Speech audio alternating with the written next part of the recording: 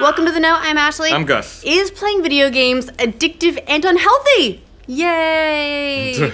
We've heard these charges before, but now one of the biggest health organizations in the world has listed gaming as a hazardous disorder similar to addictive gambling. Well, I mean, great. If that's true, I probably should have been dead a long time ago. This is a controversial topic, not just with gamers, but also among mental health experts, some of whom think that gaming shouldn't be considered a disorder at all, and that it can actually be beneficial in some cases. But there is a growing trend, at least with some groups, to classify at least some types of gaming as harmful disorders. The latest comes from the World Health Organization, which has included some gaming-related habits in the latest update of its International Compendium of Diseases. And it's worth noting, before you get the pitchforks out, no, they're already out. That it's not talking about all gaming, but it now has entries for things like gaming disorder and hazardous gaming. So what does that mean? Apart from making some nice internet headlines? Well, we'll dig into it a bunch. It's one of those things that's simultaneously kind of a big deal, but also not really. Nice and vague, huh?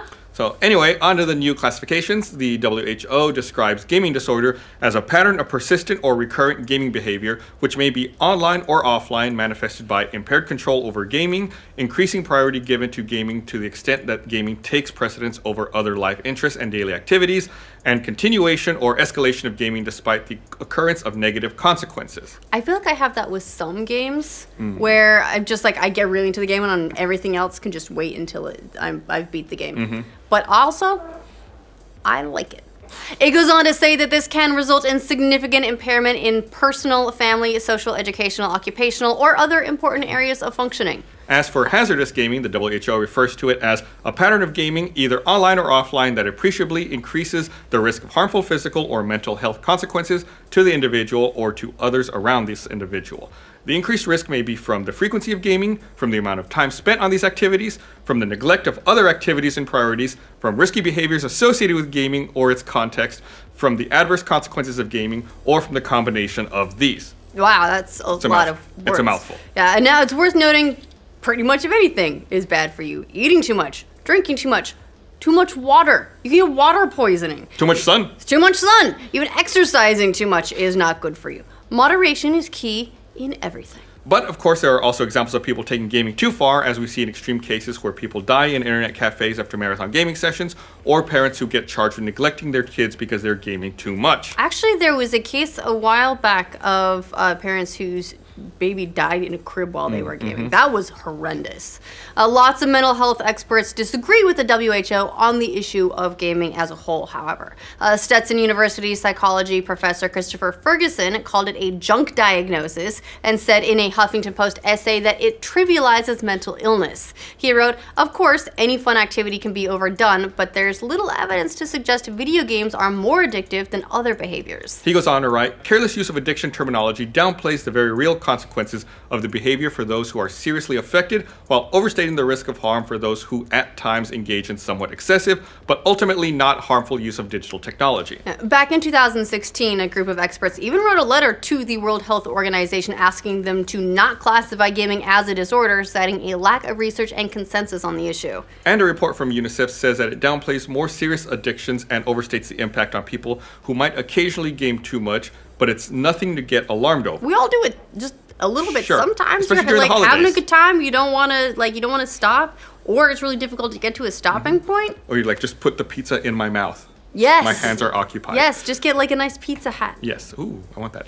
UNICEF wrote, quite possibly labeling excessive screen use as an addiction may just be a proxy for expressing concerns about the impact disagreements about screen time are having on family dynamics. And there's also evidence to suggest that playing games like Tetris actually helps mental health by helping people fight real-life dependencies and makes it harder to store traumatic memories. So that's pretty cool. Tetris is saving us all from sad thoughts.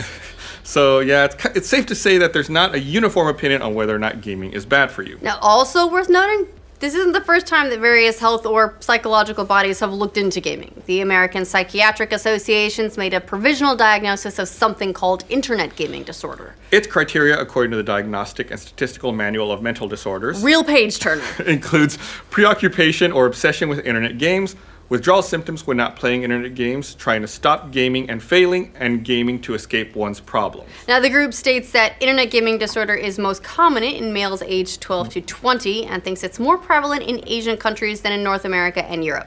This won't surprise you, but the gaming industry doesn't agree with this. What? No. The Entertainment Software Association said in a statement, just like avid sports fans and consumers of all forms of engaging entertainment, gamers are passionate and dedicated with their time. The World Health Organization knows that common sense and objective research prove video games are not addictive.